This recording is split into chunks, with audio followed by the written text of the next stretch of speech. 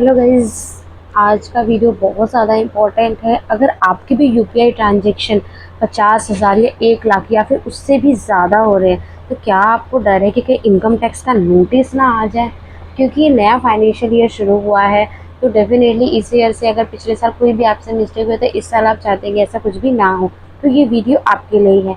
तो आज हम बात करेंगे कि इनकम टैक्स 2025 में न्यू रूल्स क्या है, चाहे आपका यूपीआई हो, जीएसटी हो या फिर इनकम टैक्स हो। सभी उन अपडेट्स को जानेंगे जो आपके लिए ज़रूरी है। तो क्या आपको पता है कि कुछ लिमिट्स के बाद यूपीआई ट्रांजैक्शन पर भी इनकम टैक्स लगता है और उसका नोटिस भी आपको आ सकता है अगर आप फाइलिंग नहीं करते हैं। सो अगर आप यूपीआई यूज़ करते हो और बैंक से 10,000 1 लाख इस तरह के ट्रांजेक्शन आप रेगुलर करते रहते हो तो आपको 1 अप्रैल के बाद से ये रूल्स जान लेने चाहिए कि क्या क्या न्यू एप्लीकेबल हुए हैं। तो कोई भी आप यूपीआई, आईएमपीएस, एनईएफटी ट्रांजैक्शन सब कुछ आपका ट्रैक हो रहा है क्योंकि सब कुछ पैन कार्ड से लिंक इन है। तो आप जानते हैं कि इनकम टैक्स और जीएसटी ने रूल्स को काफ़ी ज़्यादा वो टाइट कर रहे हैं, बैंक ट्रांजैक्शन को भी मॉनिटरिंग कर रहे हैं। तो मिस नहीं करना, ये वीडियो आपके लिए बहुत बहुत ज़्यादा इम्पॉर्टेंट है। तो अगर हम डिस्कस कर आज हम वीडियो में क्या क्या डिस्कस करेंगे, सबसे पहले मैं आपको टॉपिक्स बता देती हूँ कि यूपीआई लिमिट्स क्या हैं आपके इनकम टैक्स 2025 के लिए, क्या आपकी लिमिट्स है। रिसेंटली कई सारे पीपल्स को नोटिस मिला हुआ है जो मैं आपको अभी दिखाऊंगी नेक्स्ट, और कई सारी वीडियोस में इस टॉपिक पे बना चुकी हूँ टाइम टू टाइम जैसे भी आता है आपको अपडेट करने के लिए। And UPI person to business क्या क्या फ़र्क पड़ता है, पर्सन टू पर्सन पे क्या टैक्स की क्या रूल्स है, और इनकेस अगर आपको कोई भी नोटिस आ जाता है तो उसका सोल्यूशन क्या है। तो सबसे पहले आपको पैनिक तो बिल्कुल भी नहीं होना है, ये आप वीडियो आपको अवेयर करने के लिए ही है, ताकि कई बार फेक नोटिस भी आपने सुना होगा आते हैं। तो टेंशन नहीं लेना है, जितना आप अवेयर रहेंगे उतना ही आप कंफर्टेबल रहेंगे। तो ये नोटिस तो आपको याद होगा ही कि एक पानी पूरी वाले वेंडर को इस तरह से नोटिस आया था तमिलनाडु में। इस नोटिस में क्या था, जनरली देखिए 21, 22, 22, 23 और 23, 24 के सेशन में अराउंड जो है इतना बड़ा अमाउंट का ट्रांजेक्शन हो रहा था, छोटे छोटे अमाउंट करके जो है ये डिपॉजिट हुआ था यूपीआई के ज़रिए। तो ये कोई क्राइम तो नहीं है, बट ये है कि इतना बड़ा अमाउंट है तो ये इनको जीएसटी डिपार्टमेंट की तरफ से नोटिस आ रहा था। तो आप ऐसा मत सोचिए आपने इस साल किया आपको नहीं आया, नेक्स्ट ईयर के नहीं, इसमें वही चीज़ है 3 साल से डिपार्टमेंट उसको कॉन्टीन्यूस वॉच कर रहा था। तो जब एक बार इस तरह की बड़ी ट्रांजेक्शन होती है, डिपार्टमेंट की नज़र में आता है, दूसरी बार आता है, तो थर्ड टाइम तो उन्होंने नोटिस भेज ही दिया कि आइए और बताइए कि इतना बड़ा अमाउंट कहाँ से आ रहा है। क्योंकि अगर आप अपनी आईटीआर फाइल नहीं करते हैं तो डिपार्टमेंट ये सोचता है कि पूरी की पूरी आपकी इनकम है, वो ये नहीं सोचता कि आपकी बिजनेस इनकम है या कुछ भी है, इसलिए वो नोटिस देके आपको आंसर करने के लिए बुलाता है। अब हम बात कर लेते हैं, क्योंकि नोटिस जीएसटी की तरफ से आया था तो जीएसटी किस तरह से एप्लीकेबल होती है यूपीआई पेमेंट्स पे। तो देखिए ज़रूरी नहीं कि हर एक यूपीआई ट्रांजैक्शन पे जीएसटी आपका एप्लीकेबल हो। यूपीआई का मतलब क्या होता है, unified payment interface is just a mode of payment. ये एक मोड ऑफ पेमेंट है, इस पर आपका हर ट्रांजैक्शन पे जीएसटी नहीं लगता है। आप कहीं भी पे करते हैं, कैश से, कार्ड से, यूपीआई से, एनईएफटी से, जीएसटी लायबिलिटी पेमेंट मोड पे बेस कभी भी नहीं होती है। आप किसी भी तरह से पेमेंट कीजिए, हर पेमेंट पे जीएसटी नहीं लगता है। और यूपीआई से पेमेंट करना, कैश से पेमेंट करना, क्रेडिट कार्ड से पेमेंट करना, डेबिट कार्ड से पेमेंट करना, एनईएफटी करते हैं, आरटीजीएस करते हैं, तो ये पेमेंट मोड है, यहाँ जीएसटी एप्लीकेबल नहीं होता है। बट एक कंडीशन है इसमें, अगर supply of goods and services जहाँ पे आ जाती है तो वहाँ पे जीएसटी एप्लीकेबल होता है। मीन्स कि आप किसी भी तरह से पेमेंट कर रहे हैं, आपको उस चीज़ के लिए जीएसटी नहीं देना है। जो गुड्स एंड सर्विसेज या आप दे रहे हैं या फिर ले रहे हैं, वहाँ जीएसटी का रोल आ जाता है। तो ये जो कन्फ्यूज़न होती है जीएसटी का यूपीआई पे, तो ये तो आपके आज बिल्कुल ही क्लियर होने वाली है कि किस तरह से जो है आपको कन्फ्यूज़ तो आपकी नहीं रही। कोई भी कन्फ्यूज़न फिर भी रह जाते तो आप नीचे कमेंट बॉक्स में उसको ज़रूर लिखिए। तो देखिए जीएसटी को अलग से नहीं लिया जाता है यूपीआई के पेमेंट पे, क्योंकि यूपीआई जस्ट एक मोड ऑफ पेमेंट है, वहाँ आपको कोई सर्विस नहीं मिल रही, ना कोई आप सर्विस दे रहे हैं। उसके बाद जीएसटी एप्लीकेबल होता है नेचर ऑफ सप्लाई पे। देखिए अगर आपका जो है सेम वही चीज़ें कैश कार्ड उस पर कर रहे हैं, जीएसटी अलग से नहीं लगता है। थर्ड क्या कहते हैं, UPI payment B to B transaction. B to B क्या हुआ, आपका business to business transaction. Means आप बिजनेस कर रहे हैं तो डेफिनेटली एक दूसरे को पेमेंट करते हैं, तो आज का डिजिटल टाइम है तो यूपीआई से हम जल्दी से पेमेंट कर देते हैं, प्लस हमारे पास रिकॉर्ड भी रह जाता है। फॉर इनपुट जब आपको आईटीसी क्लेम लेना होता है तो वहाँ पे आपको जीएसटी मैंडेटरी होता है। अगर कहीं भी आपको जीएसटी का चार्ज हुआ, सपोज बी2बी है तो डेफिनेटली दोनों तरफ बिजनेस ही है। और अगर आप ऑनलाइन पेमेंट कर रहे हैं और आपने जीएसटी भी पे किया, सपोज आपने 1 लाख का कोई बिल था जिसमें आपने पे किया, जिस पे आपका सपोज एट मान लेते हैं यहाँ पे आपका 14% जीएसटी लगा होगा, तो इस पर जो 14,000 रुपीज़ अमाउंट होगा वो आपका जीएसटी लगा। तो अगर वो आपको क्लेम करना है तो उस केस में आपको इनवॉइस उसका ज़रूर रखना है। और पेमेंट यूपीआई से अलाउड होती है, सप्लायर जीएसटी इनवॉइस भी आपको देगा ही, तभी आप जो है आईटीसी क्लेम कर पाएंगे। उसके बाद देखिए जीएसटी पीयर टू पीयर क्या क्या चीज़ है ये। अगर आप अपने फ्रेंड्स फैमिली को गूगल पे, फ़ोन पे, पेटीएम किसी भी ऐप के थ्रू आप यूपीआई करते तो उस पर कोई भी जीएसटी आपका नहीं लगता है, क्योंकि यहाँ कोई बिजनेस नहीं हो रहा, यहाँ आप जनरली आप ट्रांसफ़र कर रहे हैं। हाँ, बस वो ट्रांजेक्शन आपकी कुछ सेल परचेज में इन्वॉल्व नहीं होनी चाहिए। अगर सपोज दैट आप एक शर्ट परचेज करने गए, वो 1000 की शर्ट थी और उसमें मान लीजिए 18% जो जीएसटी लग रहा था, तो क्या करेंगे इस पर आप 180 रुपये जीएसटी यहाँ तो आपको पे करना ही होगा, क्योंकि यहाँ आप किस में इन्वॉल्व है, सेल परचेज में। बट अगर आप अपने फ्रेंड्स को, फैमिली को, ठीक है, कुछ खर्चे के लिए पैसे दे रहे हैं, तो वहाँ पे कोई भी जीएसटी, वहाँ पे जीएसटी का इन्वॉल्वमेंट नहीं होता, क्योंकि वहाँ कोई सेल परचेज नहीं हो रही, वहाँ कोई बिजनेस नहीं हो रहा है। होप सो आपको ये चीज़ समझ आ गई होगी। उसके बाद देखिए यूपीआई पेमेंट और सर्विस चार्जेस। देखिए हर जगह जो है यूपीआई पेमेंट मोस्टली तो फ्री है, बट कुछ फाइनेंशियल इंस्टीट्यूशन जो है चार्ज लेते हैं। लाइक जैसे गेटवे चार्जेस, अभी आपने देखा होगा पेटीएम पे जो गेटवे चार्जेस लग गया है उस पर 1 से 2 रुपये जो है गेटवे चार्जेस लगता है, तो वहाँ जीएसटी एप्लीकेबल होता है। आपको पता होगा आपके बैंक से जब एवरी क्वार्टर में जो मैसेजेस के चार्जेस करते हैं अराउंड 15 रुपीज़, तो 15 प्लस जीएसटी लगता है, ठीक है, जो अराउंड कभी करीबन 17 समथिंग रुपीज़ में जो है वो हो जाता है, 17 पॉइंट समथिंग, कुछ अप्रॉक्सी 18 रुपीज़ आपका कटता है। तो वहाँ पे आपका जीएसटी बैंक लेता है, क्यों? क्योंकि वहाँ पे आपको वो सर्विस दे रहा है, तो उस जगह आपका जीएसटी एप्लीकेबल होगा। उसके बाद है क्यूआर कोड पेमेंट। सबसे ज़्यादा जो यूपीआई की पेमेंट्स होती है क्यूआर कोड से भी होती है, तो देखिए हर ट्रांजेक्शन में आपका जीएसटी नहीं लगता है। हाँ, अगर गेटवे चार्जेस है तो वो अलग चीज़ है। मैंने आपको एक फिर बताया, एक पहले ही बताया और फिर बताती हूँ कि जीएसटी जस्ट आपका मोड ऑफ पेमेंट है। जिस तरह से आप कैश पेमेंट करते हैं, डेबिट कार्ड से करते हैं, क्रेडिट कार्ड से करते हैं, सेम उसी तरह यूपीआई भी है। तो इस तरह की कन्फ्यूज़न नहीं होना है कि मैं यूपीआई ट्रांजेक्शन कर रहा हूँ तो मेरा इस पर जीएसटी लगेगा। आप कोई सेल परचेज़ कर रहे हैं तो वहाँ पे जनरली कोई भी आप सेल परचेज़ करते हैं तो उसमें टैक्स तो इंक्लूडेड होता है, तो वो जीएसटी होता है, क्योंकि सारे टैक्सेस को हटा कर अभी सिर्फ एक ही टैक्स जो है गवर्नमेंट ने एप्लीकेबल कर रखा है। तो इस चीज़ का आपको ध्यान रखना है, कोई भी कन्फ्यूज़न आपको अपने माइंड में नहीं रखनी है। और जनरली कहीं के अब इतने सारे हमने पॉइंट देखे, यहाँ पे लगता है, यहाँ पे नहीं लगता है, तो अगर हम कन्फ्यूज़न एक बार देख लेते हैं, जीएसटी किस पे एप्लीकेबल है। अगर आप गुड्स को, कोई टैक्सेबल गुड्स को परचेज कर रहे हैं, वहाँ पे आपको जीएसटी देना होता है। वही मैंने आपको एग्जांपल दिया, आप एक शर्ट परचेज करने गए, वो 1K की शर्ट थी, तो आपने क्या उस पर 1K प्लस जीएसटी आप उसको देंगे जितने का भी आपका बिलिंग अमाउंट होगा। आप ग्रॉसरी खरीदने जाते हैं मॉल से, तो वहाँ पे आप बिल देखते हैं, अगर ग्रॉसरी पे अगर लिखा हुआ है कि ये सामान 50 रुपये का है तो वो इंक्लूडिंग जीएसटी होता है। तो वहाँ क्या है, आप सेल परचेज कर रहे हैं तो वहाँ पे आपका जीएसटी लगता है। आप वो सेल परचेज करने के लिए यूपीआई के थ्रू पेमेंट कर रहे हैं, तो यूपीआई के थ्रू पेमेंट कर रहे हैं, उस बात का आपका जीएसटी नहीं लगता है। सेम वही बात है, आप पर्सनल ट्रांसफ़र कर रहे हैं अपने फ्रेंड्स को, अपने फैमिली में किसी को भी, तो वहाँ आपका कोई जीएसटी नहीं लगना।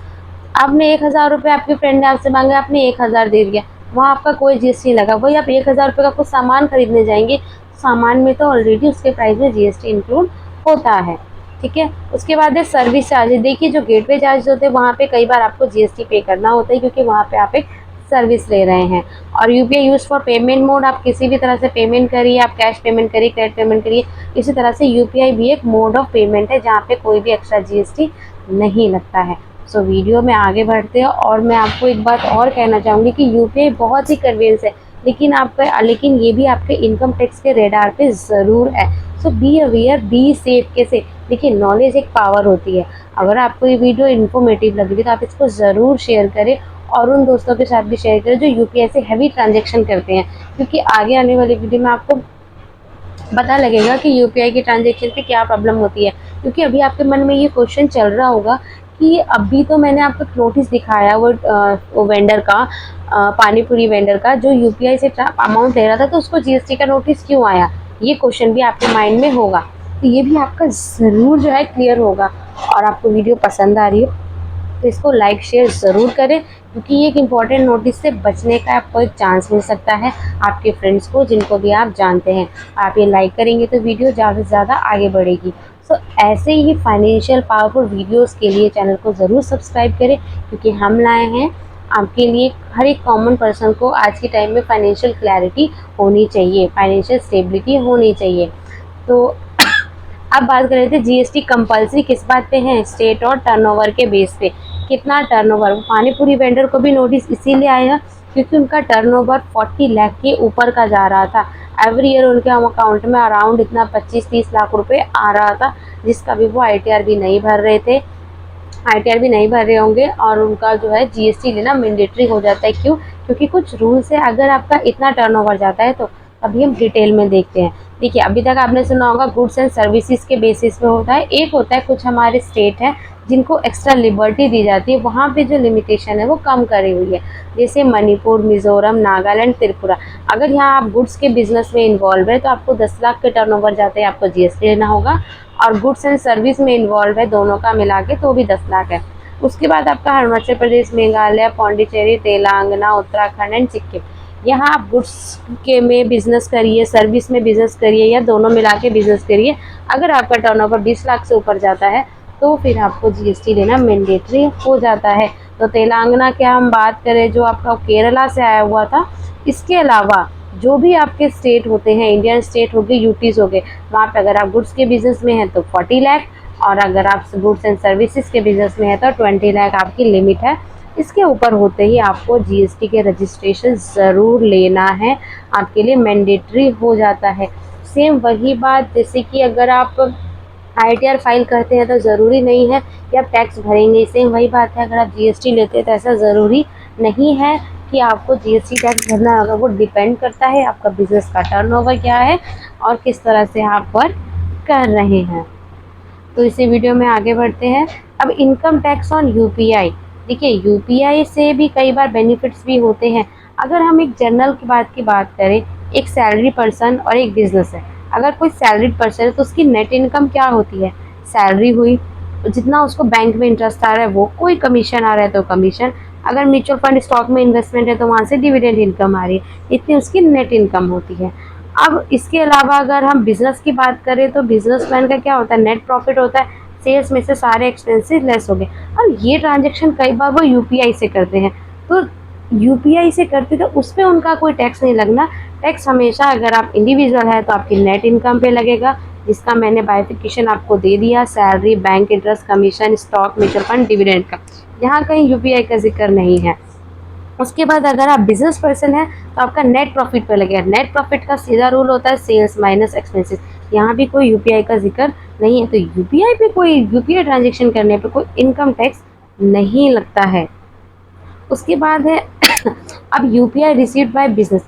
अभी क्या होता है, यहाँ पे कई सारे में केसेस आपके साथ डिस्कस करूँगी। सपोज दैट आप कोई स्मॉल मर्चेंट है, आपके पास क्यूआर कोड है और आप यूपीआई पेमेंट से अपने कस्टमर से यूपीआई के थ्रू पेमेंट लेते हैं और आप गुड्स एंड सर्विसेज प्रोवाइड कर रहे हैं। तो उसमें आपको एक सजेशन है कि आप हमेशा करेंट अकाउंट का ही यूज़ करें, अगर आपको पता है आपका जो ट्रांजेक्शन 10 लाख के ऊपर जा रहा है तो ठीक है, बेस्ट होता है। नहीं तो आपका सेविंग में आप करेंगे तो वो अकाउंट आपका फ्रीज कर दिया जाता है, आपका टीडीएस भी डिडक्ट होने लगता है, क्योंकि सेविंग अकाउंट की लिमिट होती है टीडीएस डिडक्ट करने की। करेंट अकाउंट की आपकी 50 लाख रुपीज़ होती है, तो बेस्ट है कि हम वहाँ पे करेंट अकाउंट यूज़ करें। उसके बाद है इनकम टैक्स। देखिए, अगर आपका net profit, business, other income 2.5 lakh से ऊपर का आ रही है तो आपको आईटीआर फाइल करने की ज़रूरत है, और टर्नओवर अपना शो कीजिए, बिजनेस की सेल्स शो कीजिए, और नेट प्रॉफिट को भी जो है बिजनेस का जो भी आप उसको शो करिए।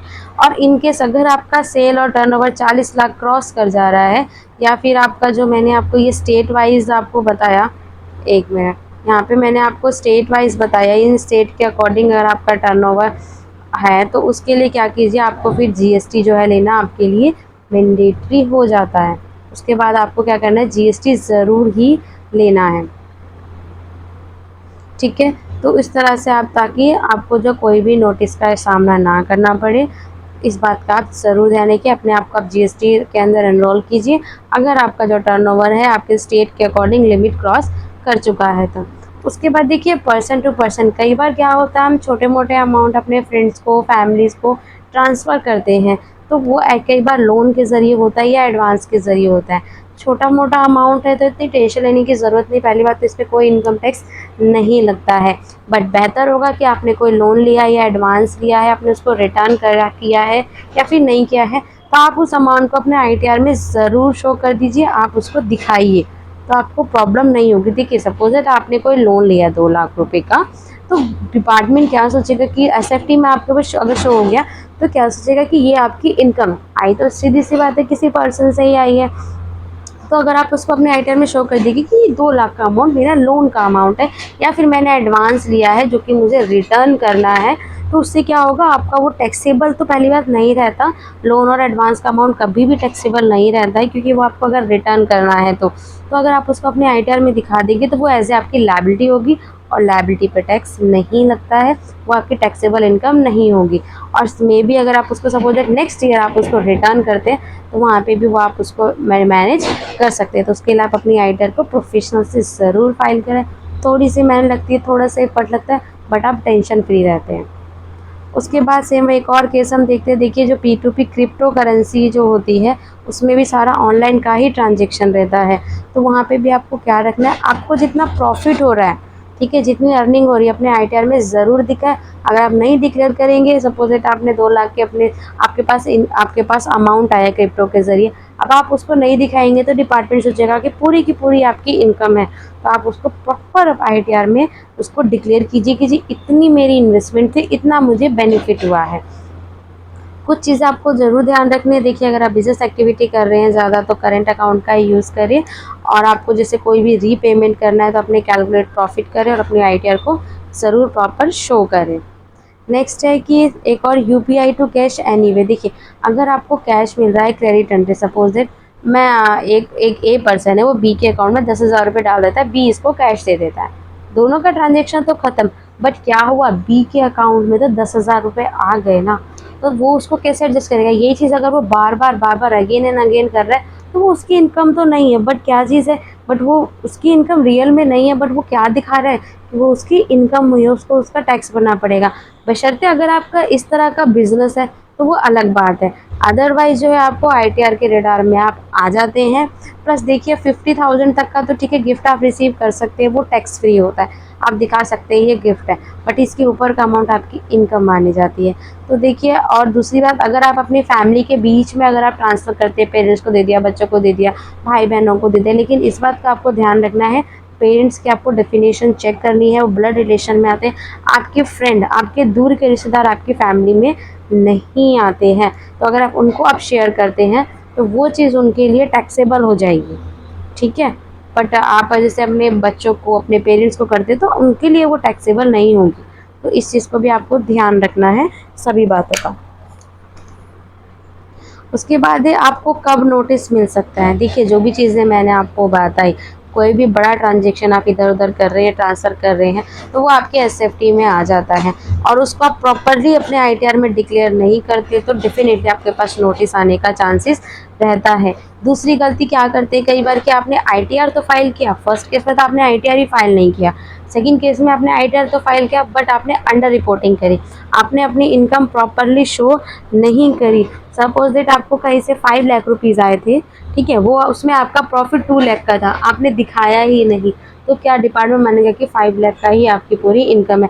तो वहाँ आपने क्या कर दिया, अंडर रिपोर्ट कर दिया उसकी, या कुछ चीज़ आप भूल गए, आपको डिविडेंड आ रहा था, बैंक से इंटरेस्ट आ रहा था, आप उसको दिखाना भूल गए, तो उस बात से भी आपकी ये होती है आपकी अंडर रिपोर्टिंग।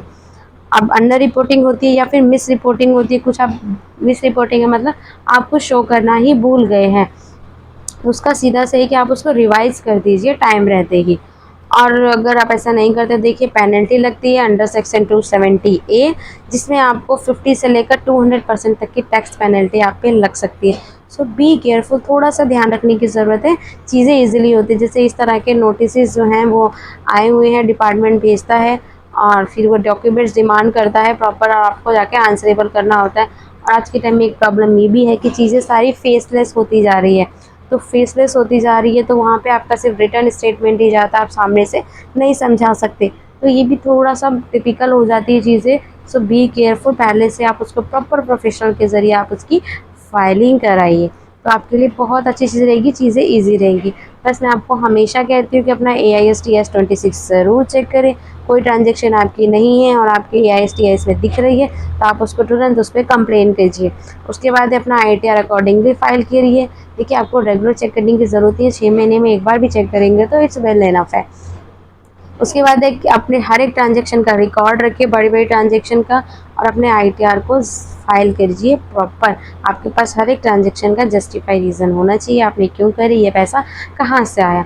और अगर आपकी बेसिक एग्जाम्पशन लिमिट जो कि 2.5 लाख होती है, चाहे आप न्यू से भरिए या ओल्ड से भरिए, वो बात अलग है कि आपका न्यू में इस साल से 12 लाख पर टैक्स फ्री है और ओल्ड में 7 lakh, but basic exemption limit अभी भी 2.5 लाख ही है बिलो 60 के लिए। तो आपको अपना टाइमली जो है इनकम टैक्स को डिक्लेयर ज़रूर करना है।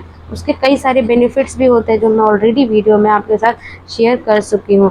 So friends, I hope so कि आपको जो ये वीडियो में काफ़ी ज़्यादा क्लैरिटी मिली होगी कि UPI पे टैक्स नहीं लगता, ऑनलाइन ट्रांजेक्शन पे जो है आपका गेटवे चार्ज के थ्रू UPI पे टैक्स लगता है, डायरेक्ट कोई टैक्स नहीं होता।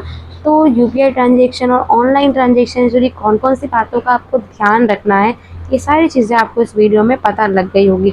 तो आई एम श्योर कि आपको वीडियो ज़रूर पसंद आई होगी। तो इसको लाइक करें, शेयर करें और सब्सक्राइब तो ज़रूर करें अपने फ्रेंड्स के साथ, ताकि जो ये कन्फ्यूज़न है कि UPI ट्रांजेक्शन पे टैक्स लगता है, ऐसा नहीं है।